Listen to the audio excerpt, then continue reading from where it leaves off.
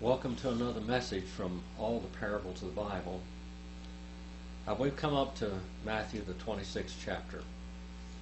And our textbook by Herbert Lockyer does not cover this area, but we're going to do it anyway. I'm basically going to read this and do a little bit of explanation as I go. To every child of God, this next two chapters ought to be the most important thing in this world, or the other world. These are chapters that might break your heart if you're a sinner like me, as you see our Savior go through what it took to save us.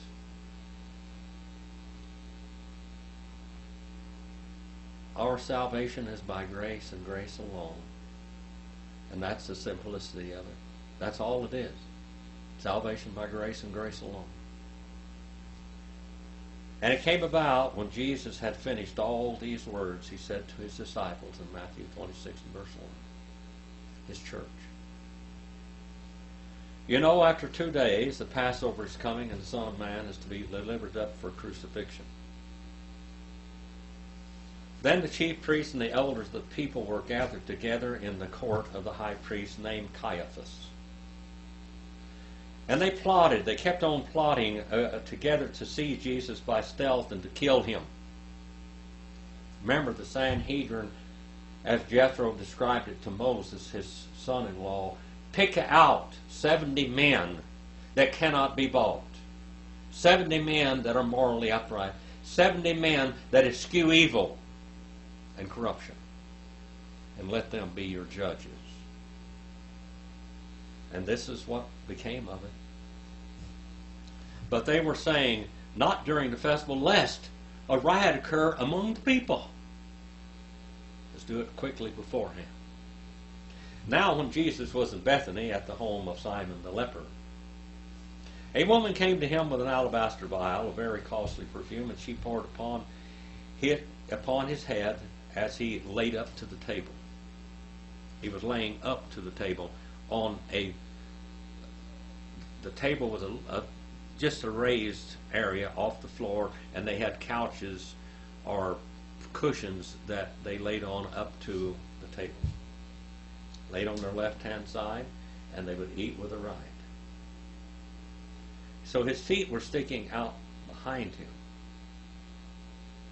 And this woman comes and pours costly perfume upon his head while he laid up to the table. But the disciples were indignant when they saw this and said, "What is the point of the waste?" Actually, it was Judas Iscariot. Iscariot means man from Carioth. For this perfume might have been sold for a high price and money given to the poor. But Jesus, aware of this, said to them, "Why do you bother the woman? For she has done a great deed to me. For the poor you always have with you, but you will not always have me. For when she poured this perfume upon my body, she did it in preparation for my burial." They just did not grasp, but he was going to die for them. Truly I say to you, wherever this gospel is preached to the whole world, that this woman has done also shall be spoken of in memory of her. And they wrote it down, and I'm reading it today, and that happened nearly 2,000 years ago.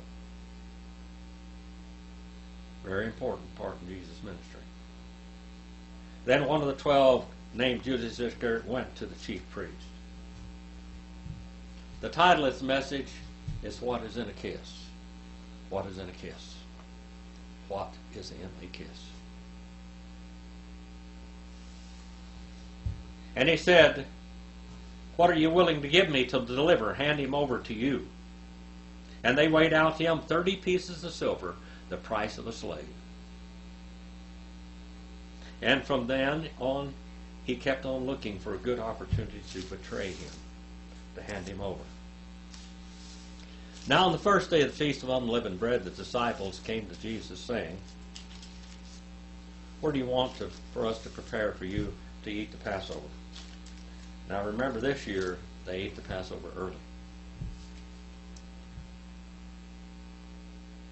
And he said, go into a certain city to a certain man and say to him, the teacher says, my time is at hand and I am to keep the Passover at your house with my disciples. And the disciples did as Jesus had directed them, and they prepared the Passover,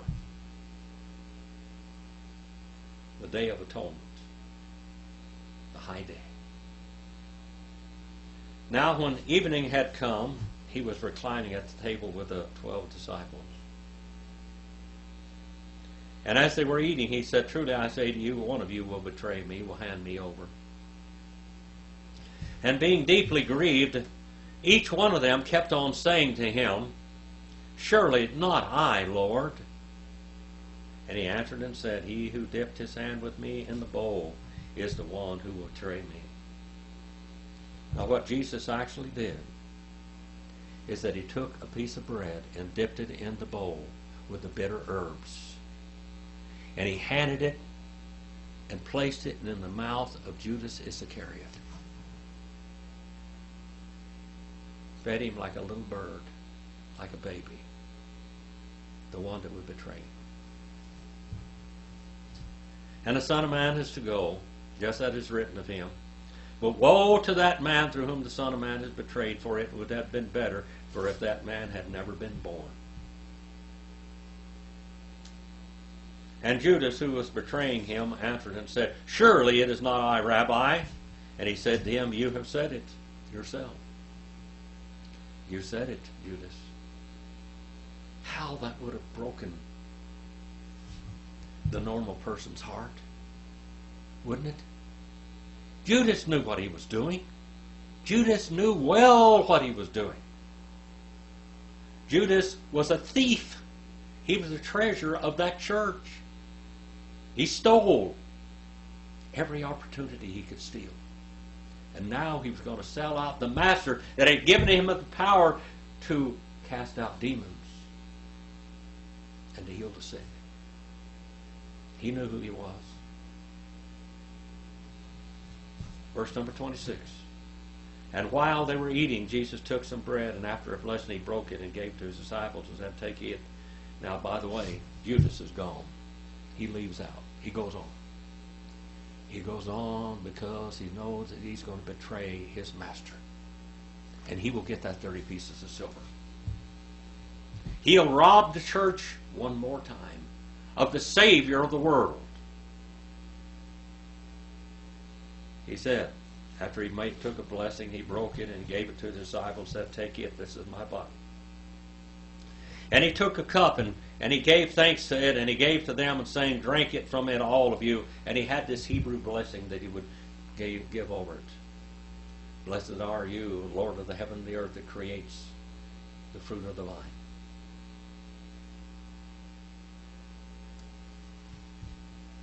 And this is the blood of the covenant, which is to be shed on behalf of many for forgiveness of sins. But I say to you, I will not drink of this fruit of the vine, genomatos te samplu. From now on to the day that I drink with you anew in my Father's kingdom. That was the last time. Now, at the Passover dinner, every person would say this. The father and the leader would get up and say, in the last cup that they would take, he said, next year in Jerusalem, next year in Jerusalem. Jesus said, I will not drink of this and eat this bread and drink of this cup with you until I come and new with my Father's kingdom.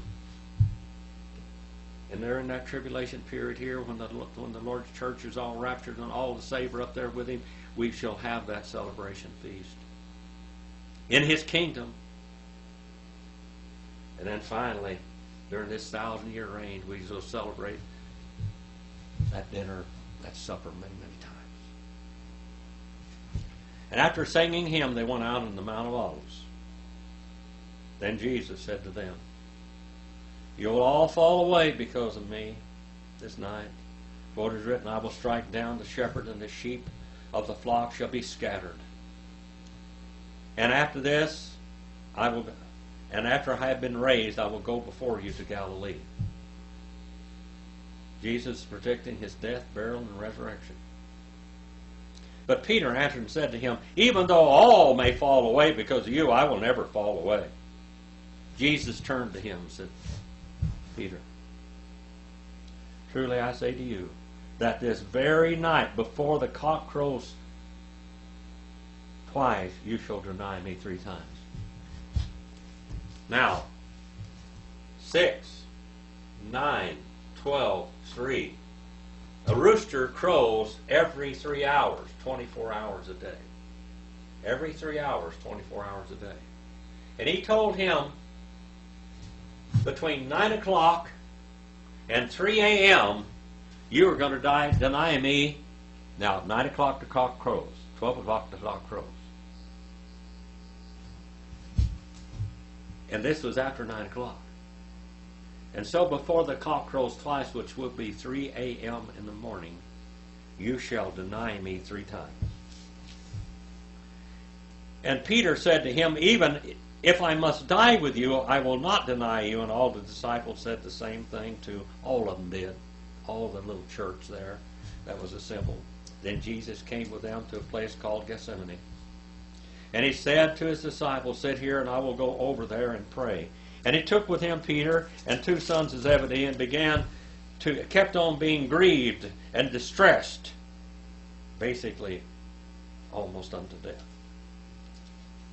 Then he said to them, my soul is deeply grieved to the point of death. Remain here and keep watch with me. And he went a little beyond and fell on his face, praying, saying, Abba, Father, Daddy, Daddy, Father, Father. If it's possible, let this cup pass from me, but yet not as I will, but your will be done. And he came to the disciples and found them sleeping, and he said to Peter, so you men could not keep watch with me 1 hour? Keep watching and praying, that you may not enter into temptation. The spirit is willing, but the flesh is weak. And how can I say that more? How to be chained to this world with this flesh and the desires of the flesh and the spirit wrestling inside of us as every child of God does. Oh, how miserable it is at times. The flesh is weak, but the spirit is willing. He went on again the second time, praying, saying, my Father, if this cannot pass away unless I drink it, then let it be done. I shall drink it. Came back and found them sleeping, and their eyes were heavy. They're tired. The spirit is willing, but the flesh is weak. This Jesus' flesh was here alive. Jesus was tasting the torments of that cross and the beating that he would have, and the lashes on his back and on his sides, and the ripping, sneering jeers and blows that he was going to receive. And he left them again and went away and prayed a third time, saying the same thing once more. He didn't want to go to that cross. Not the flesh of him didn't. Jesus' flesh did not want to feel that pain. Then he came to the disciples, to his church, and said to them, are you still sleeping, taking your rest? Behold, the hour is at hand, and the Son of Man is being betrayed into the hands of sinful men.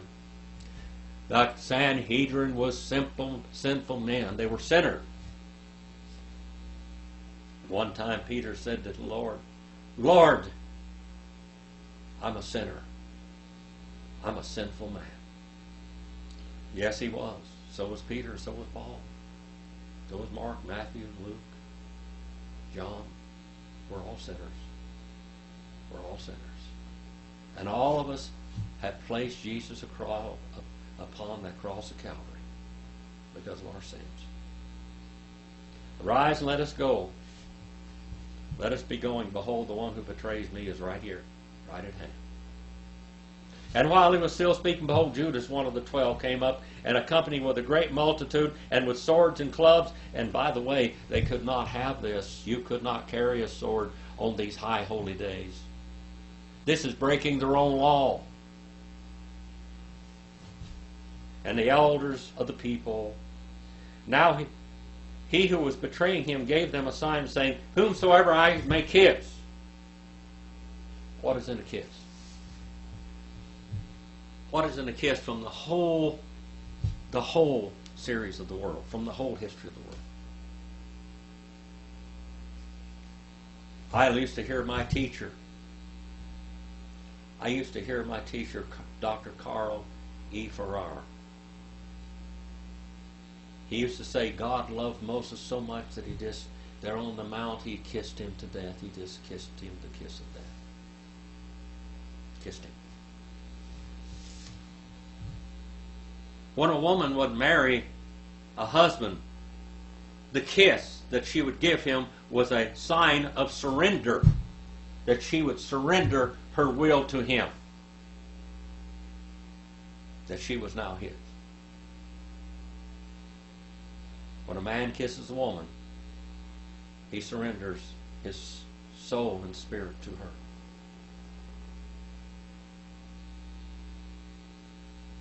In a greeting like this, in the early churches, they kissed one another.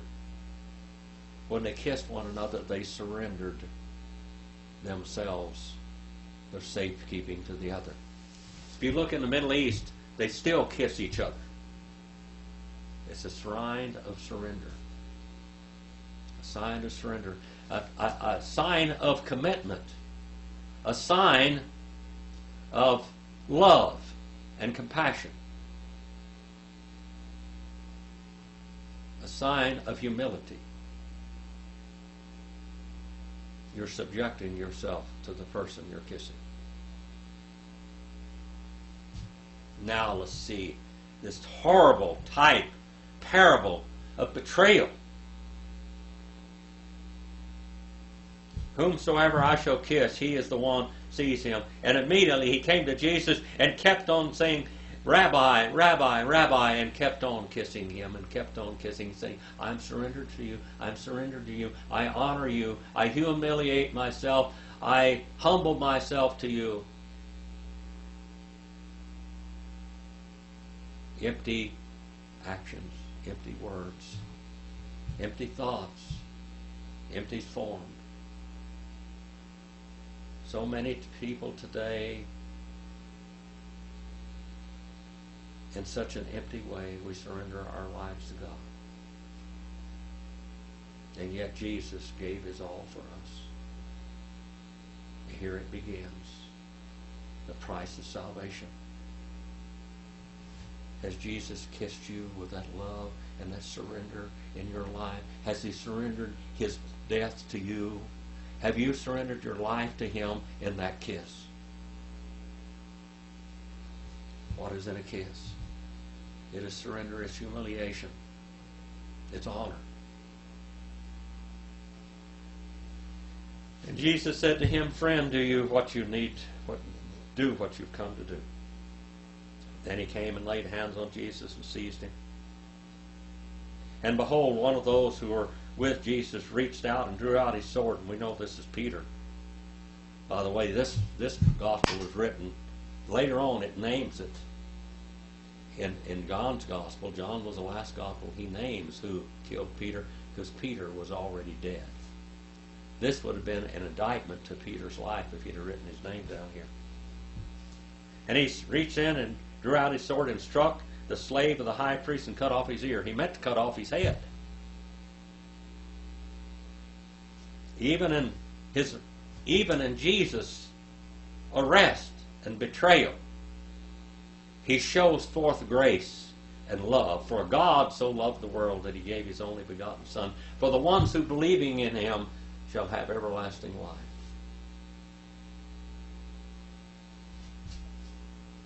Then Jesus said to him, "Put your sword back into the place, for all those take up the sword shall perish by the sword. Or do you think that I cannot appeal to my Father, and he will at once put a disposal of more than 12 legions of angels?" 12 legions? And a legion is 6,000. 12 times 6,000 angels?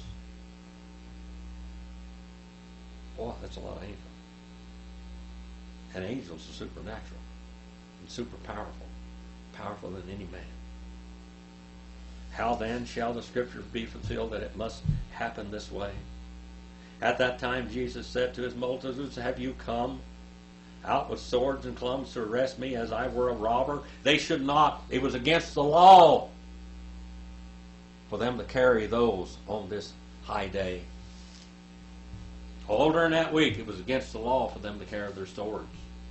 And this is the temple guard right here. This is Herod's people, Herod's soldiers, and the Sanhedrin, the Herodians, and the high echelon of the Jewish upper ruling society were all set.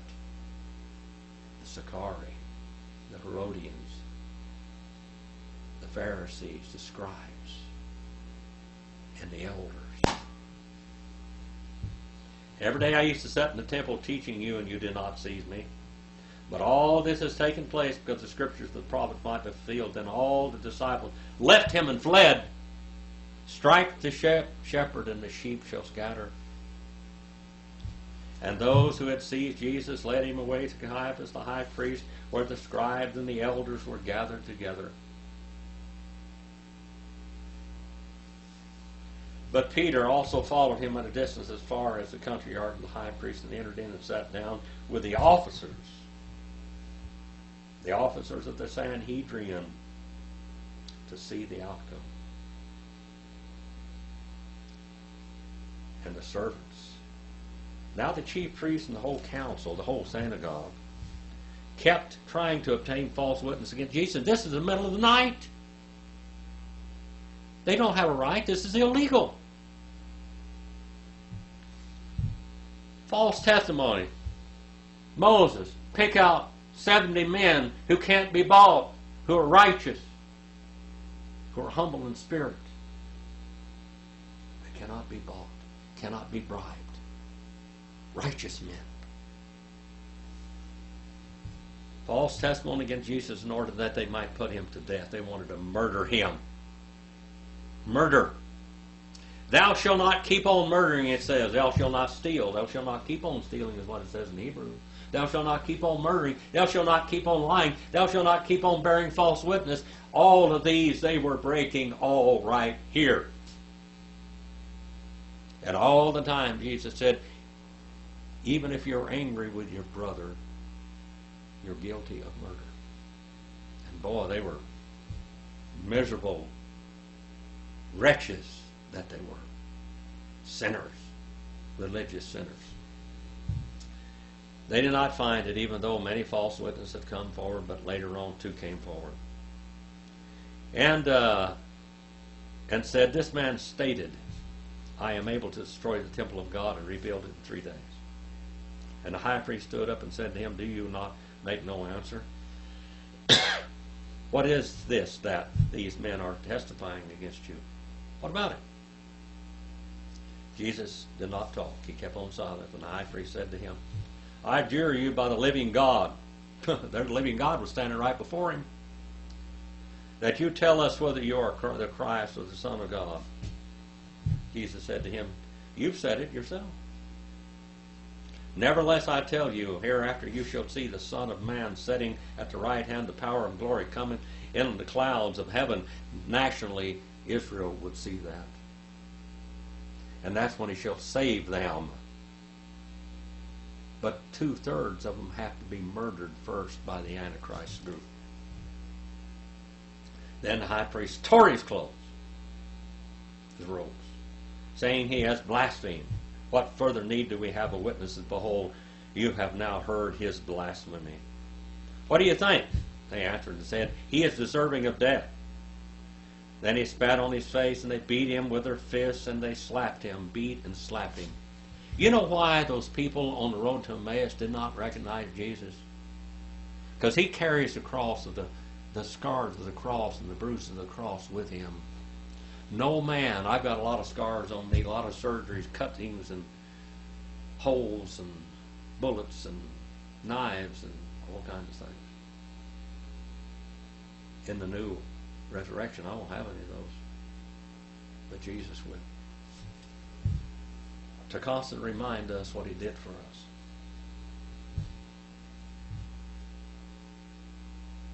And he said, prophesy to us, you Christ, who is the one who hit you.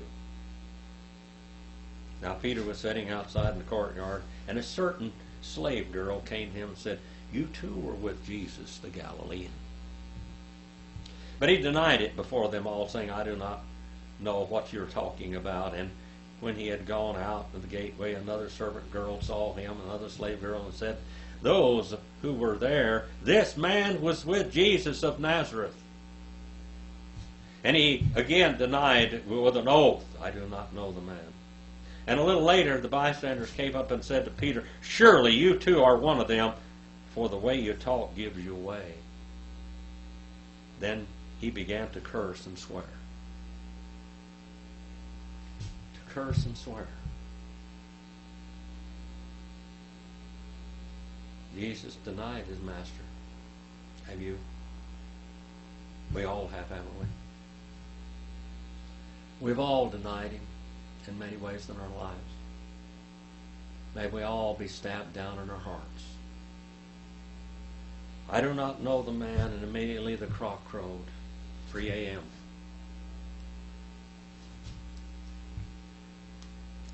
And Peter remembered the word Jesus had said, "And before the cock crows, you will deny me 3 times. Before the cock crows twice, you will deny me 3 times. And he went out and he kept on weeping bitterly, because he knew it was true. Chapter 27. When morning had come, all the chief priests and the elders of the people took counsel against Jesus to put him to death. And they bound him and led him away and delivered him up unto Pilate the governor. Pontius Pilate. Pontius Pilate was a believer.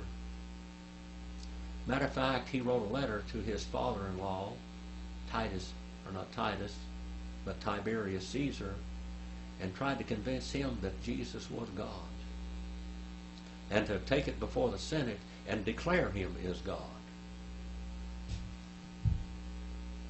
Tiberius did protect the young church as long as he could from the Jews. Then Judas, who had betrayed him, saw that he had been condemned, and he felt remorse and returned the 30 pieces of silver to the chief priests and the elders, saying, "I have sinned by betraying innocent blood." And they said to him, "So what? Forget it. It's your fault. Take it to yourself." And he threw the pieces of silver into the Holy of Holies. Could have died going in there. And they parted and went away, and he hanged himself. And the chief priests took the 30 pieces of silver and said, "It is not lawful to put them into the temple treasury, since the price of blood." Oh, how religious they were. And they went out and bought the potter's field like the Bible said they would do. And they counseled together with the money and bought the potter's field as a burial place for the strangers, for the poor. A graveyard for the poor. Almost every town has a potter's field where people bury their, at least they did. We're so materially minded now. We don't have a potter's field in Bakersfield down there where the poor can be buried. They got to burn them up, scatter their ashes, put them in an urn or something. No potter's field. Greed. Materialism. For this reason the field has been called the field of blood to this day. And that which was spoken through Jeremiah the prophet was fulfilled, saying, "And they took the 30 pieces of silver, the price of the one whose price had been set by the sons of Israel, and they gave them for the potter's field as the Lord directed me." Now Jesus stood up before the governor, and the governor questioned him, this is Pontius Pilate, saying, "Are you the king of the Jews?" And Jesus said to him, "It is as you say." You know that, Pontius Pilate. Pontius Pilate had a meeting with him before this. He knew what was happening. He begged Jesus to take it off, take it easy on these rats. And while he's being accused by the chief priests and the elders, he made no answer. And Pontius said to him, "Do you not hear how many things they testify against you?" And he did not answer him with regard to even a single charge, so that the governor was quite amazed. Pontius Pilate had told him, "O prince of mankind, O prince of man." Or his old Jesus, that is. "I will protect you wherever you go. I will protect you. My power of protection will be with you. And Jesus turned to him and said, "O Prince of Man, when the time comes, there's nothing you can do for me. There's nothing you can do for me.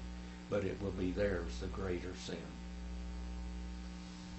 And Pilate said to him, "Do you not hear how many things they testified against you?" And he did not answer him regard to a single thing. And the governor was quite amazed. Now at the feast, the governor was accustomed to release for the multitude any one of the prisoners whom they wanted. Pontius Pilate knew the law. He's doing everything he can do. 5 times he's going to pronounce to them that he is innocent. 5 times they will demand his death. 5 is the number of grace, remember. By grace we are saved through the death of Jesus Christ. And they were holding at that time a notorious prisoner called Barabbas, son of the Father. He's one of the Sicarii, a murderer.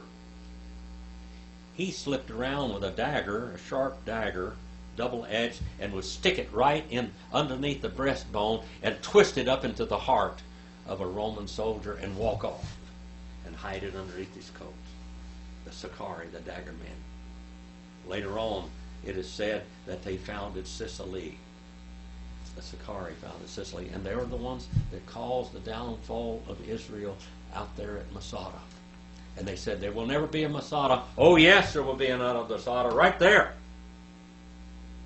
Because their hearts still are not right with God.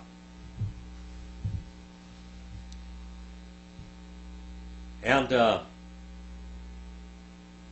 Pontius Pilate thought that they would never turn loose Barabbas. Never. That man that had captured people, he's one of the leaders of Masada now. And the other 2 people who died on the cross of Calvary, they're Sicarii. And Judas Iscariot was Sicarii. And Simon the Cyrene, or Simon the Zealot, that is, was Sicarii. You wonder why Judas was so bloodthirsty? Because he was Sicarii. And therefore they had gathered together. Pilate said to them, "Whom do you want me to release for you, Barabbas or Jesus?" Surely not Barabbas. Not the murderer.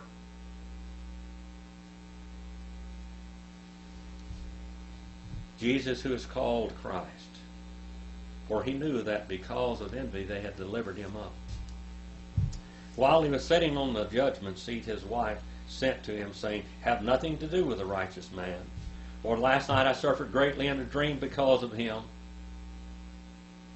Pontius Pilate, in his letter to Tiberius Caesar, told all about this. Told all about the hounds of hell that were around him, that were screaming and shaking and screaming and stomping their feet so loud that the whole house was trembling. He said, like the hounds of hell, the demons of hell have been turned loose. Because they were. Satan is sitting there lapping his tongue, smiling as they do this to the Son of God, thinking that he will have victory.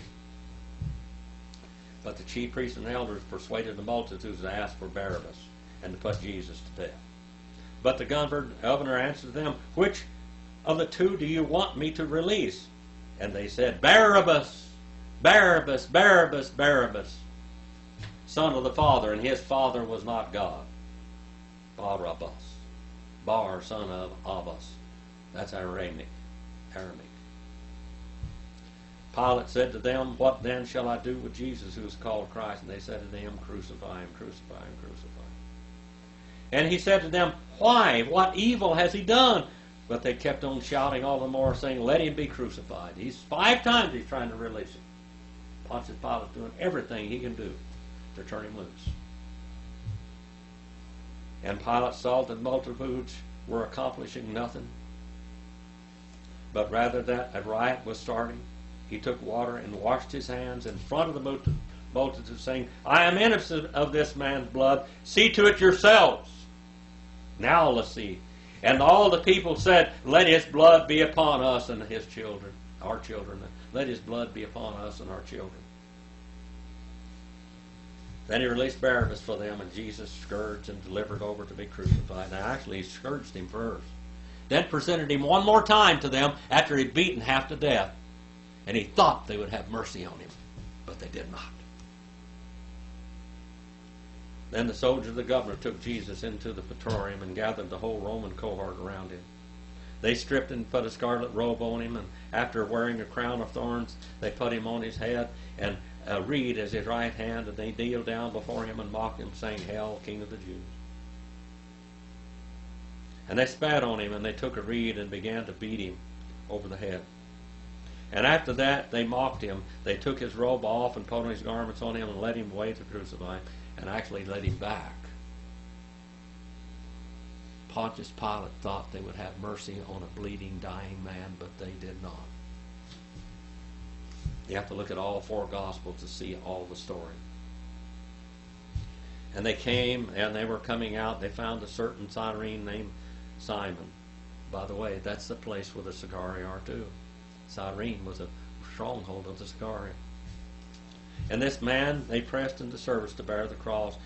And when they came to the place called Golgotha, which means the place of the skull, they gave him wine to drink mixed with gall. After tasting it, he was unwilling to drink it. By the way, it's mixed with opium, a painkiller. It was vinegar mixed with opium. Now, one of the gifts that they brought to Jesus was opium. Opium was a medicine to the kings. Opium will stop coughs. We have codeine cough medicine today. It's opium. It's opium.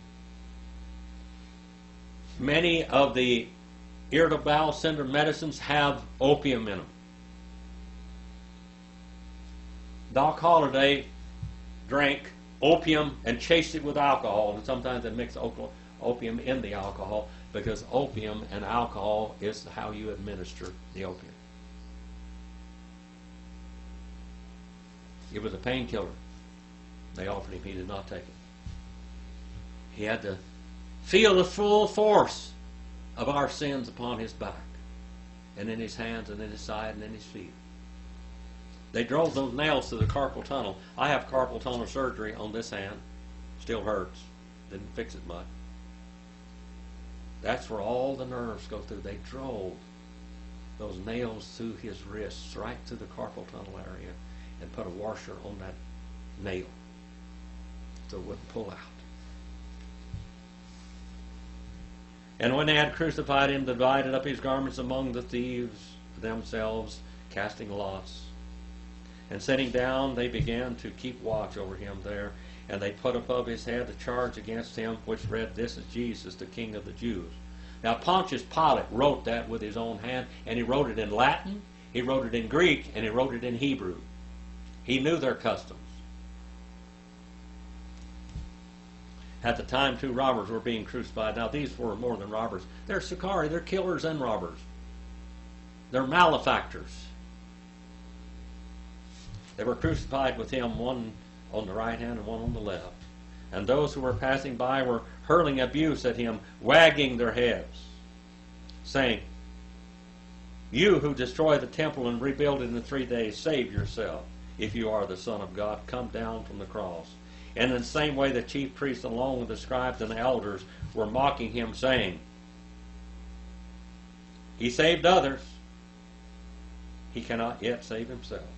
He is the king. If he's the king of Israel, let him come down now from the cross, and we shall believe in him." No, they wouldn't. No, they wouldn't. He trusts in God. Let him deliver him now if he takes pleasure in him. And he said that I am the Son of God. And the robbers also who were being crucified with him were casting the same insult at him. Now from the sixth hour, you know what that is? 12 o'clock. High noon. From high noon, darkness fell upon the land until the 9th hour.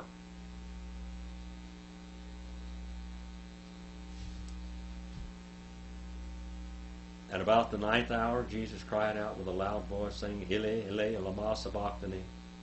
That's Hebrew right there, people. Eloi, Eloi, lama sabachthani, that's Aramaic. Evidently, he spoke it in both languages. And he's quoting the whole 22nd Psalm when he does this. That is, my God, why hast thou forsaken me? And some of those who were standing by, when they heard this, they kept on saying, this man's calling for Elijah. They didn't even know the language. And immediately one of them, taking the sponge, he filled it with sour wine, put it on a reed, and gave it to him to drink. Now, the reason why they did this is so they would prolong their suffering. Alcohol and opium. It wasn't really for mercy. It was to prolong their death, that they would last longer. But the rest of them said, let us see whether Elijah will come and deliver him. And Jesus cried out with a loud voice, Eloi, Eloi, lama sabachthani, was what he cried out before. And he cried out with a loud voice, and he yielded up his spirit. And behold, the veil of the temple was rent in two from the top to the bottom. And the earth shook, and the rocks were split. And the tombs were opened, and many bodies of the saints who had fallen asleep were raised. Whoa. Their graves were broken open. The graves were broken open, and they could smell the stench of the dead. And then when Jesus rose, they rose. And coming out of the tombs after his resurrection, they entered the holy city and appeared to many. They'd been stinking for 3 days. Their graves were opened up, and then they saw the bodies stand again. Anastasia. Now the centurion, those who were with him, keeping guard over Jesus, when they saw the earthquake and the things that were happening, became frightened and said, truly this is the Son of God. And many women who were looking on from a distance, who had followed Jesus from Galilee, ministering to him, among whom was Mary Magdalene, along with Mary, the mother of James and Joseph, and the mother of the sons of Zebedee. And when it was evening, there came a rich man from Arimathea named Joseph. This is probably Jesus' uncle. And he's on the Sanhedrin also. Who himself also became a disciple of Jesus. This man came to Pilate and asked. He begged for the body of Jesus, and Pilate ordered it to be given to him. Pontius Pilate tells about this in his letter to Tiberius Caesar. By the way, the letter of Pontius Pilate to Tiberius Caesar was scattered all over at the time of its writing. And many historical records record it. It's not baloney. It's not bogus. It's authentic.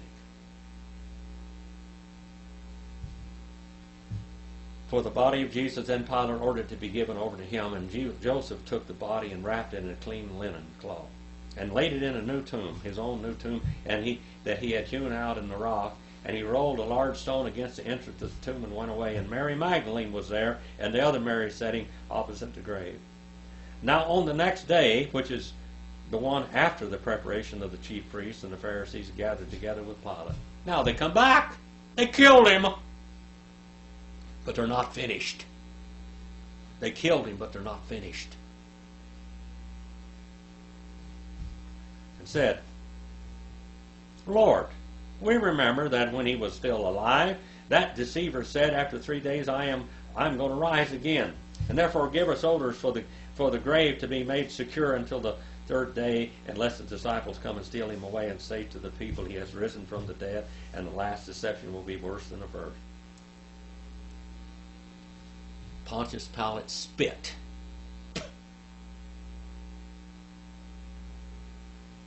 He hated these people. He hated them. He said they'd sell their own mothers. The hypocrites. Pontius Pilate said, do you have a guard? You have a Herodian guard, the one you went out and arrested him with. You go and make it as sure as you can, Buster. Get with it. See if you can hold him down. He didn't have any, there were no Roman guard there, people. In the movies, they have the Roman guard. There was no Roman guard there. They might have been outside watching the rats. Pontius Pilate sent guards to watch them. And as they went and made the grave secure, along with the guard, they set a seal on the stone. Oh, how they hated Jesus. Oh, how they loved their own preeminence and their religion, and how the Jews love it to this day. Now, late on the Sabbath, it began to go on toward the first day of the week. Mary Magdalene and the other Mary came to look at the grave. And behold, a severe earthquake occurred, and an angel of the Lord descended from heaven and came and rolled away the stone and sat upon it. His appearance was like lightning, and his garment as white as snow. And the guards shook for fear and became like dead men. And the angel answered and said to the woman, Do not be afraid, for I know that you are looking for Jesus who has been crucified.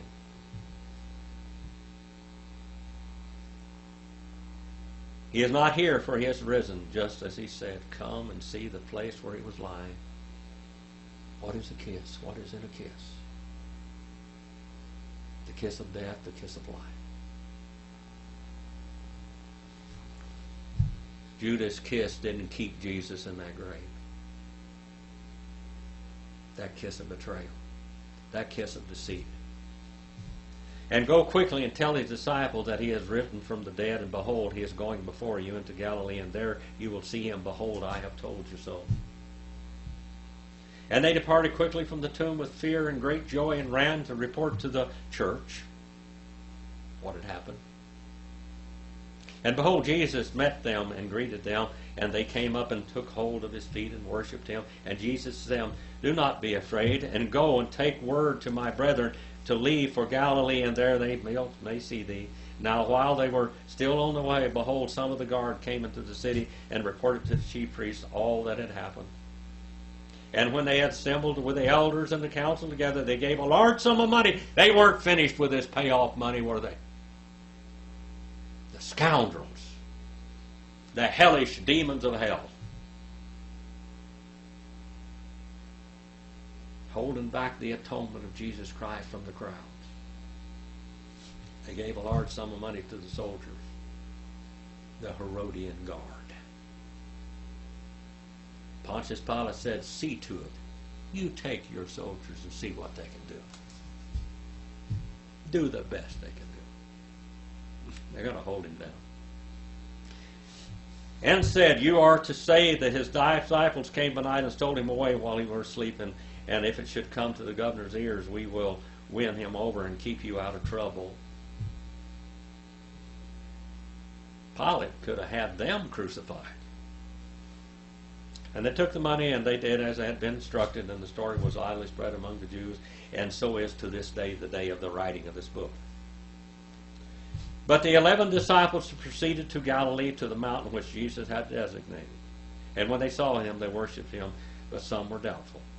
And Jesus came up and spoke to them, saying, All authority hath been given to me in heaven upon the earth. It says here, after you've been scattered. It doesn't say go ye therefore. It says after having been scattered, make disciples, habitual learners of all nations, baptizing them, dipping them in the name of the Father, the Son, and the Holy Spirit, teaching them to guard with their lives all things I've commanded you, and lo, am I with you ye always, even to the end of the world. Our Father, we send this message out. A message of hope and love and salvation that you've so greatly bestowed upon us. Father, thank you. I pray that one out here that doesn't know you, that they'll come to know you in this message, that you'll make it real, that Jesus Christ died for their sins, and those that are saved, that they'll rejoice in the salvation they have and repent of their sins again and follow you closer than they ever did before. Father, forgive me. Help me to feed your sheep.